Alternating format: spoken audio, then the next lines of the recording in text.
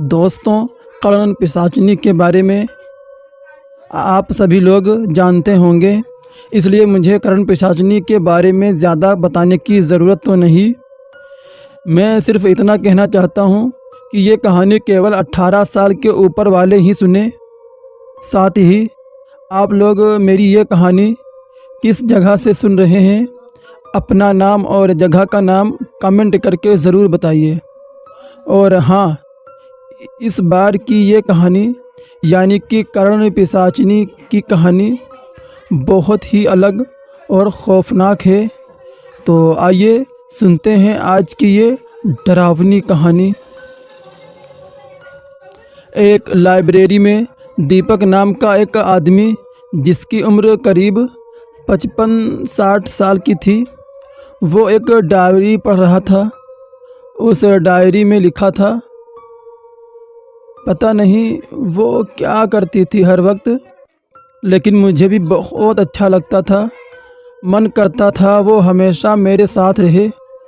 मुझे समझ नहीं आता था कि हमेशा वो मेरे सामने बिना कपड़ों में क्यों आती थी और हर सुबह जल्दी चली जाती थी। उसके जाने के बाद मैं घर में रहता या फिर बिना किसी काम के इधर उधर भटकता रहता, और रास्ते में चलते वक्त लड़कियां मुझे घूर घूर कर देखा करती। पहले जो लोग मुझसे दूर भागते थे, वही अब मेरी दोस्ती के लिए तरस रहे थे। लोग मुझे कहते थे कि मैं बहुत अच्छा दिखता हूँ, लेकिन बस दिमाग से कमज़ोर हूँ। वो मुझसे ये भी पूछते थे कि मेरे पास इतना सब कुछ कैसे आ गया, लेकिन मुझे उनकी बात समझ में नहीं आती थी। जब तक वो थी तब तक मैं बहुत खुश था, लेकिन फिर मुझसे वो गलती हो गई और वो मुझे छोड़कर चली गई और मुझे उसने वापस पहले जैसा बना दिया, और फिर से लोग मुझे धुतकारने लगे। दीपक वो सब कुछ पढ़ ही रहा था कि तभी उसे कुछ गिरने की आवाज़ आई और उसका ध्यान अमृता पर गया। अमृता लाइब्रेरी में कोई किताब ढूंढ रही थी।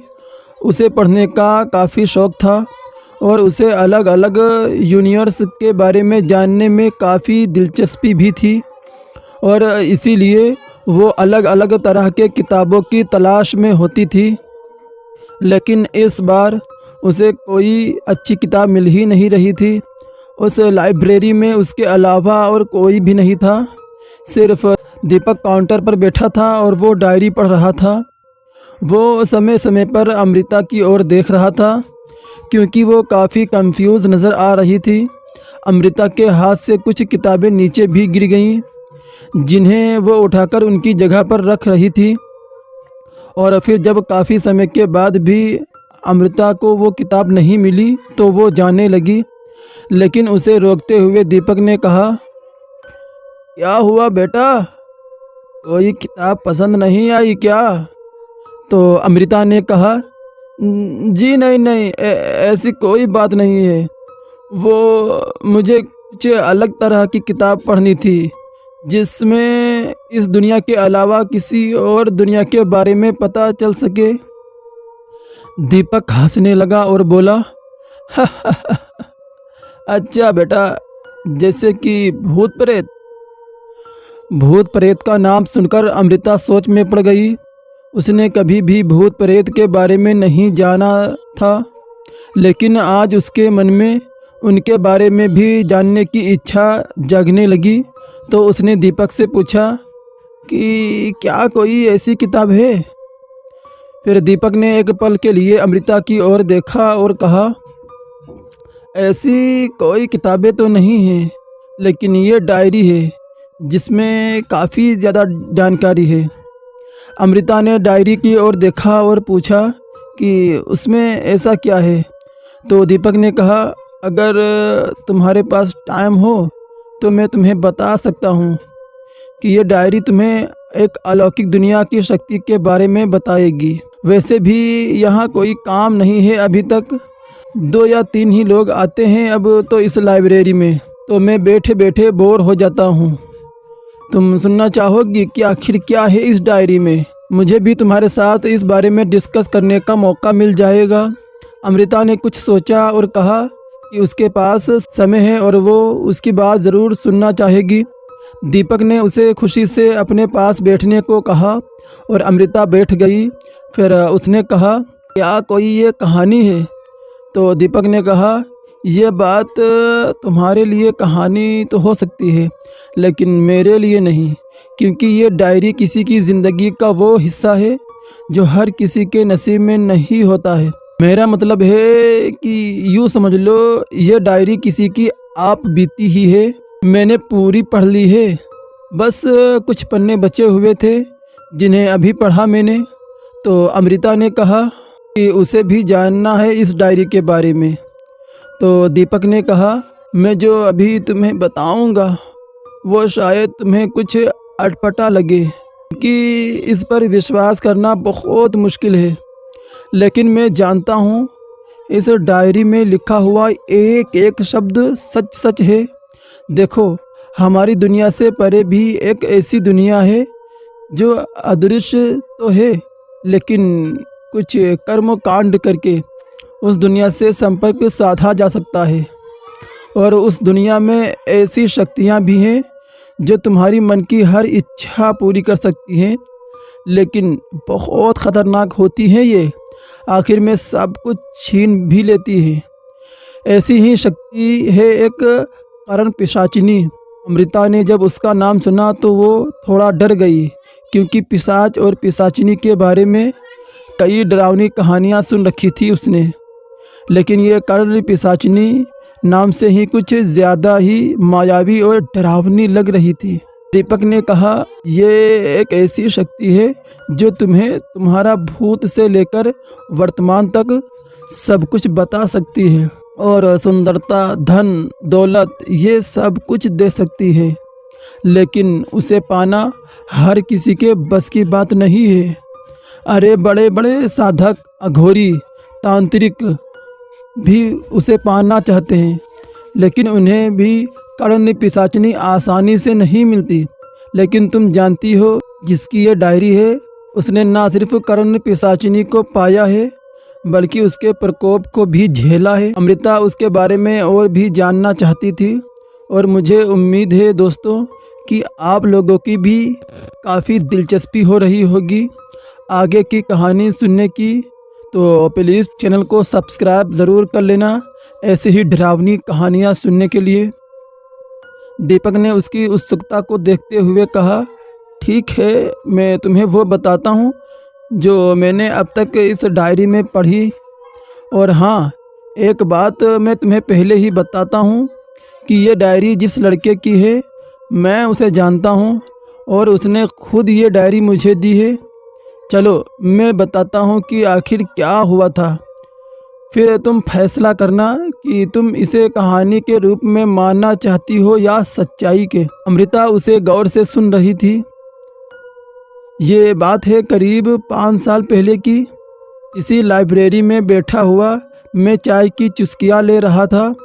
बाहर तेज़ बारिश हो रही थी और सुकून वाली शांति थी यहाँ। उस तेज़ बारिश में मैंने लाइब्रेरी की ओर किसी को आते हुए देखा। जब वो भागते हुए पास आया तो पता चला कि वो कोई पागल लड़का था। करीब 21-22 साल का नौजवान लड़का था, लेकिन उसका हुलिया बहुत ही अजीब था। उसने ढीले ढाले कपड़े पहने हुए थे जो फटे हुए थे। बारिश की वजह से उसके गंदे बाल भी भीग कर उसके चेहरे पर आ रहे थे। तभी उसके पीछे कुछ लोगों को आते हुए देखा मैंने। वो लड़का उन्हीं लोगों से बचकर आ रहा था। जब उसने लाइब्रेरी का दरवाज़ा खोला तो वो अंदर घुस गया और उसके पीछे पीछे वो लोग भी आ गए। फिर इसी जगह वो लोग उस लड़के को पीटने लगे। मैंने उन्हें रोका और पूछा कि आखिर इस लड़के ने क्या किया है। तो एक आदमी ने कहा कि वो लड़का एक लड़की को छेड़ रहा था। तभी उस पागल लड़के ने कहा, झूठ झूठ है ये सब। वो रो रहा था और बच्चों जैसी हरकत भी कर रहा था। उसने पूरा वाकया भी नहीं बोला। मुझे समझ आ गया कि वो बेचारा ये सब कुछ नहीं कर सकता। इसलिए मैंने उन लोगों को भी समझाया और वो लोग उसे छोड़कर चले गए। उस लड़के को काफ़ी ज़्यादा चोट लगी थी। उसने मुझे देखा और कुछ बोलने के बजाय बस सर झुका लिया, जैसे मुझे शुक्रिया कह रहा हो। मैंने उसे अपने पास बुलाया और उसे चाय दी, लेकिन उसने ना में सर हिलाया। चाय पीने से मना कर दिया था उसने। उसकी हालत देख मैं समझ गया कि वो बेचारा बहुत भूखा था, लेकिन फिर भी उसने मना कर दिया। मैंने देखा कि उसके हाथ में एक किताब भी है जिसमें लिखा था अरण पिशाचिनी का श्राप। वो किताब मैंने उससे मांगी और उसने मुझे देखने को दे दी। मैंने उसके कुछ पन्ने पलटे, लेकिन जैसे जैसे मैं उसे पलटता गया वैसे वैसे हर पन्ने पर मुझे कुछ अजीब सी धुंधली सी छवियां नज़र आने लगीं। उससे मेरा सर फटने लगा और मैंने किताब बंद कर दी। तभी मैंने देखा कि मेरे नाक से खून बह रहा था। ये देखकर मैं थोड़ा घबरा गया। मैंने तुरंत खून साफ़ किया और उस लड़के से पूछा, क्या है ये किताब और तुम्हारे पास कैसे आई, और इसमें ये तस्वीरें कैसी हैं? फिर उस लड़के ने कुछ टूटे फूटे शब्द कहे। शमशान किताब पढ़ी मैंने। उसकी टूटी फूटी बातों को सुनकर मैं समझा कि वो किताब उसे किसी शमशान में मिली थी जिसे उसने पढ़ा। मैंने उसे पूछा कि क्या उसे पढ़ना आता है, तो उसने हाँ कहा, लेकिन वो ठीक से बोल नहीं पा रहा था। मैंने उससे यह भी पूछा कि उसकी ऐसी हालत कब से हुई, तो उसने कहा कि उसे नहीं पता। मुझे जानना था कि उस लड़के के साथ आखिर हुआ क्या था और उस किताब को पढ़कर उसे क्या पता चला, लेकिन वो बेचारा तो बोल ही नहीं पा रहा था, तो कुछ पता भी नहीं चल सकता था। फिर उसने मेरे हाथ से वो किताब ले ली और उसका एक पन्ना पलटकर मुझे कुछ दिखाया। मैंने उस पन्ने को पढ़ा जिसमें लिखा था कर्ण पिशाचिनी साधना विधि। उसने जैसे तैसे मुझे समझाया कि उसने वो साधना की है और उसकी बात सुनकर मैं बिल्कुल चौंक गया था। उसने फिर किताब से एक तस्वीर दिखाई जो कर्ण पिशाचिनी की थी और उसने बताया कि उसने उसे देखा है। उसकी बातें सुनकर मुझे यकीन नहीं हुआ कि ऐसा भी कुछ होता है।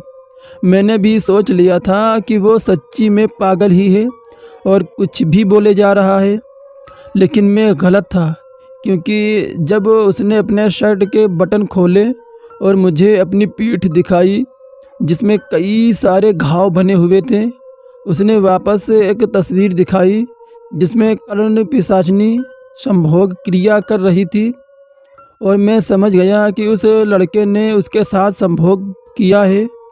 वो सब चौंका देने वाला था, लेकिन सच था। मैं उसकी पूरी कहानी जानना चाहता था, लेकिन जिस तरह वो बेचारा बोल रहा था वैसे तो वो अपनी पूरी कहानी मुझे कैसे बताता। तो मैंने उसे कहा कि वो रोज़ यहाँ आए और यहाँ बैठकर अपनी कहानी एक डायरी में लिखें, जिसे पूरा करने के बाद मैं पढ़ूँगा। फिर उसने मेरी बात मान ली और वो हर रोज़ लाइब्रेरी में आकर यहीं एक कोने में बैठकर अपनी कहानी लिखने लगा। तब तक मैं उसे रोज़ खाने पीने की चीज़ें भी देता था, लेकिन वो एक भी चीज़ को हाथ नहीं लगाता था और उसे टोटल 3 महीने लगे अपनी कहानी डायरी में लिखने के। और उस डायरी को मेरे हाथ में देकर वो बस मुस्कुरा कर चल दिया। उसके बाद उस लड़के को कभी नहीं देखा मैंने।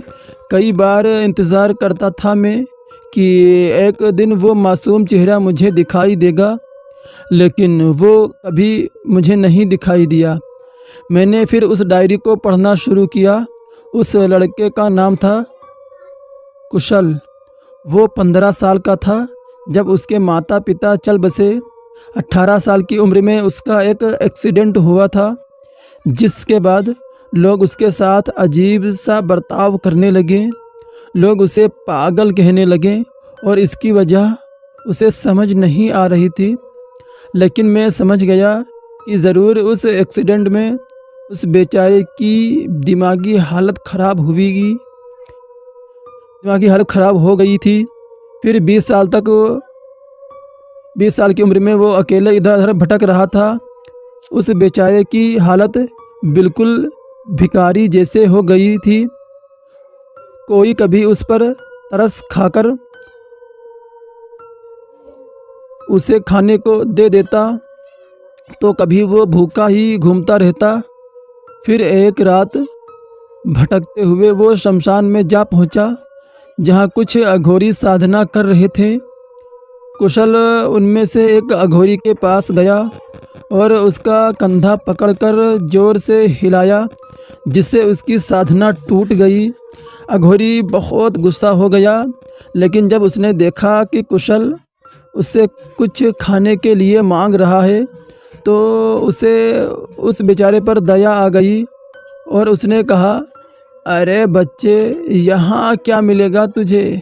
जा यहाँ से, कुछ भी नहीं है यहाँ सिवाय मांस और हड्डियों के।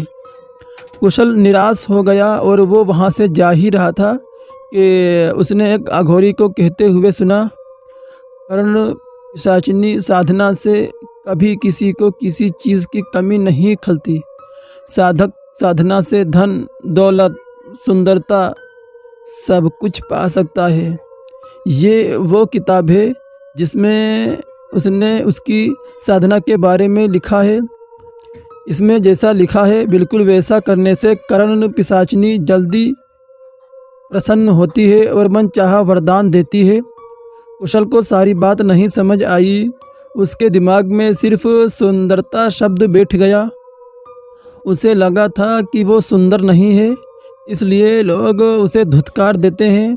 इसलिए उसने सोचा कि वो कर्ण पिशाचिनी से सुंदरता मांग लेगा, फिर सब कुछ ठीक हो जाएगा। इसलिए वो अघोरी जब वापस साधना में लग गया तो कुशल ने वो किताब वहाँ से चुरा ली और चुपचाप वहाँ से भाग गया। तब से वो किताब उसके पास ही थी। उस किताब को उसने रोज़ पढ़ा और जैसे उसमें लिखा था वैसे ही उसने किसी तरह सारी सामग्री की व्यवस्था कर ली और सारे मंत्र वगैरह सीख कर साधने के लिए जंगल में चला गया।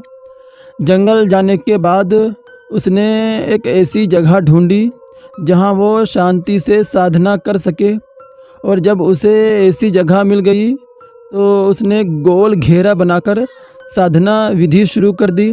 और हाँ, इस डायरी में साधना की पूरी विधि नहीं लिखी है इसमें, लेकिन इसमें कुशल ने वो लिखा है जो साधना करते समय उसके साथ हुआ, या फिर ये कह सकते हैं कि उसने अपना साधना के दौरान हुए अनुभव के बारे में लिखा है। ये 41 दिनों की साधना थी। शुरुआत में सब कुछ अच्छा चल रहा था। वो थोड़ी मुश्किल से मंत्र बोल पा रहा था, लेकिन जैसे जैसे वो बोलता गया उसकी ज़बान साफ होने लगी और उस किताब में लिखी विधि के अनुसार वो सब कुछ करता गया। ये साधना वो बिना कपड़े पहने करता था। 41 दिनों में बिना नहाए धोए अपने ही मल मूत्र को ग्रहण कर वो जंगल में साधना कर रहा था। बहुत ही घिनौनी तरह की साधना थी वो। आखिर 3 रातें बची हुई थी उसकी साधना पूरी होने में। जब वो पहली रात मंत्र जाप कर रहा था तभी से उसे किसी के पास होने का एहसास होने लगा। वो पागल ज़रूर था, लेकिन किताब में लिखी हर चीज़ उसे अच्छे से याद हो गई थी। किताब के अनुसार किसी भी चीज़ से डरना नहीं था, वरना साधना भंग हो सकती थी। इसलिए कौशल सिर्फ मंत्र जाप पर फोकस कर रहा था। कुछ देर के बाद उसने कुछ सुना। अचानक आसपास आग का गोला बन गया जिसकी लपटें बहुत ऊंची थी। उस आग से कुशल के शरीर में जलन पैदा हो गई थी, लेकिन उसके बाद भी वो सभी चीज़ों को नज़रअंदाज करता गया। काफ़ी देर तक उसे किसी की डरावनी हंसी सुनाई दी। वो जिस सुरक्षा के घेरे में बैठा था उसके अंदर आग नहीं फैल पाई थी, लेकिन आग की तपश उसे महसूस हो रही थी और उसके धुएं से अचानक कुशल को खांसी आने लगी। उसके सीने में जलन शुरू हो गई, पर वो उस हालत में भी साधना करता रहा। उसके बाद अचानक से उसके गालों पर थप्पड़ पड़ने लगे और किसी ने उसके बाल खींचकर आधे कान को काट लिया। मैंने देखा था कुशल के कान को। जब वो पहली बार लाइब्रेरी में आया था तब उसका दायां कान ऊपर से फटा हुआ था। उसके कान से बहुत खून बहने लगा, लेकिन फिर भी ना जाने उसके अंदर इतनी ताकत कैसे थी। उस स्थिति में भी वो साधना करता रहा। फिर उसे बहुत तड़पाया गया, मारा गया, पीटा गया, लात भी बरसाए गए और शरीर पर जगह जगह चोट भी दी गई, लेकिन उससे भी कुशल ने हार नहीं मानी। फिर शुरू हुआ उत्तेजना का खेल।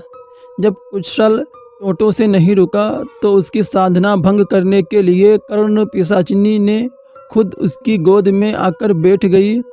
हालांकि कुशल को वो देखी नहीं, लेकिन वो जानता था कि वो कोई उसकी गोद में बैठा हुआ था और उसके अंग को छू रहा है, जिससे उसके शरीर में उत्तेजना बढ़ गई। वो इन चीज़ों के बारे में जानता नहीं था, इसलिए वो समझ नहीं पाया कि उसका शरीर ऐसे रिएक्ट क्यों कर रहा है। अचानक उसे किसी की धीमी सी आवाज़ सुनाई दी, मानो कोई उसके कान में कुछ कह रहा हो। कर्ण पिशाचिनी उसके कानों में कुछ ऐसी बातें कर रही थी जिससे उसकी उत्तेजना और बढ़ती जा रही थी। सारी रात यही हुआ, लेकिन जब कुशल ने सुबह होते ही आँख खोली तो सब कुछ नॉर्मल था। दूसरी रात फिर से सब कुछ हुआ। कुशल साधना में लीन था और कर्ण पिशाचिनी उसकी परीक्षा ले रही थी, लेकिन उस रात उसको कुछ ऐसे दृश्य दिखे जिससे कुशल के रोंगटे खड़े हो गए।